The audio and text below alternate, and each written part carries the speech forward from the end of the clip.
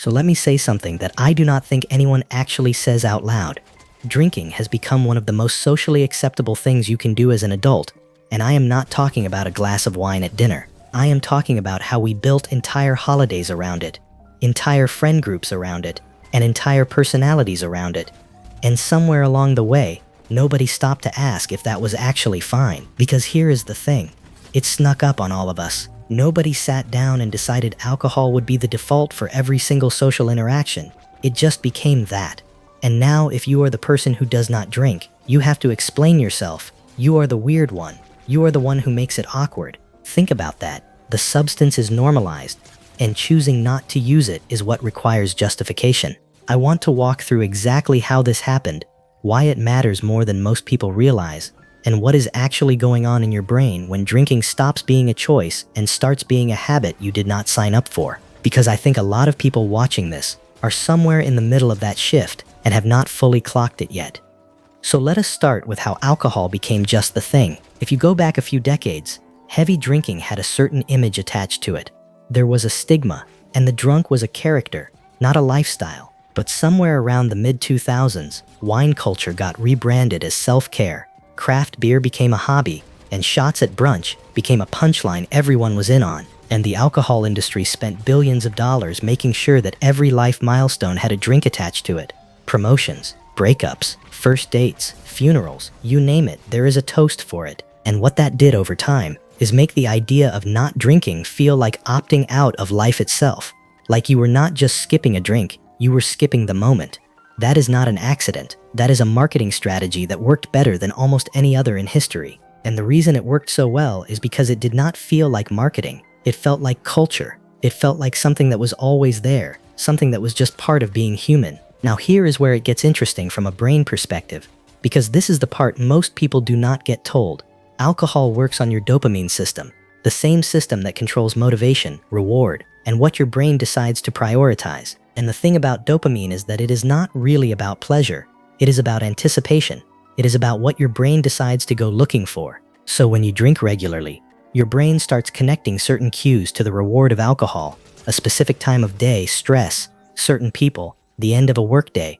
And over time, those cues alone start triggering the craving before you have even made a conscious decision to drink. Your brain is already 3 steps ahead. It has already ordered the drink. And the really uncomfortable part is that this process happens gradually, quietly, without any dramatic moment where you can point and say that is when things changed. This is what people mean when they talk about dependency that does not look like dependency. You are not shaking in a corner. You are just a person who cannot really imagine a Friday night without a bottle of something.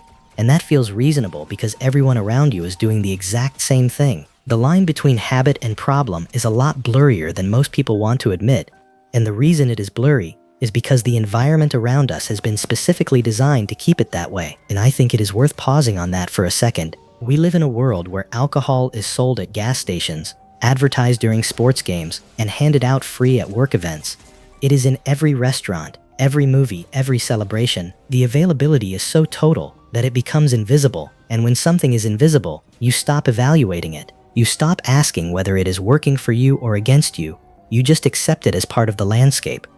Here is the part that rarely gets talked about. For a lot of people, the drinking is not even enjoyable anymore. It is just a relief from not having it, and that is a completely different thing. Drinking because you enjoy it versus drinking because you feel worse without it. One of those is a choice, and the other one is your nervous system running a script that you did not write. And the tricky part is that from the outside, both of those look exactly the same. A person sitting at a bar having a drink, you cannot tell which one it is just by looking. There is also the social piece that makes this so hard to see clearly. If your entire social life is built around situations where alcohol is present, then cutting back does not just feel like a health decision, it feels like dismantling your whole identity, your friend group, your weekend plans, your way of connecting with people. It all has alcohol woven through it. So people do not even try to change because the cost feels way too high. It feels like losing everything. And that fear is real. I am not dismissing it, but it is worth asking whether the social life you are protecting is actually one you built, or one that got built around a substance without you fully realizing it. But here is the reframe. The cost of not changing is also really high. It is just slower. It is not dramatic enough to feel real.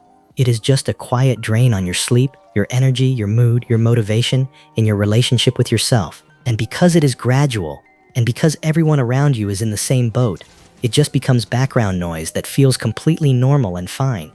But normal is not the same as healthy, and fine is not the same as good. There is also something that happens to your emotional baseline over time that most people do not connect to alcohol until much later.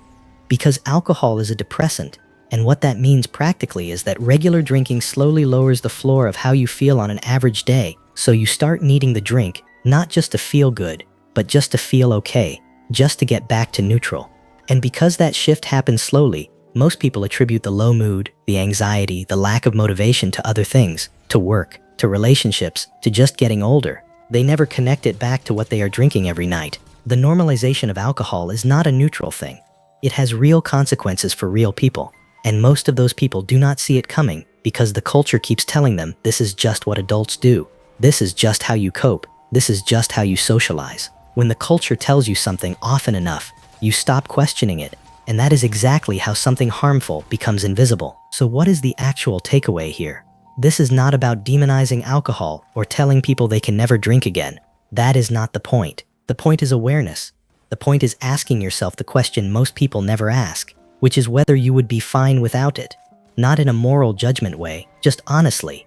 Is this still a choice, or has it become something else? Because there is a real difference between those two things, and most people never stop long enough to find out which one they are actually dealing with. Because if you are watching this and something is landing a little close to home, that is worth paying attention to, not because you are broken, but because you are paying attention, and that is actually the hardest first step. Most people never get there because the culture keeps providing enough cover to avoid the question entirely.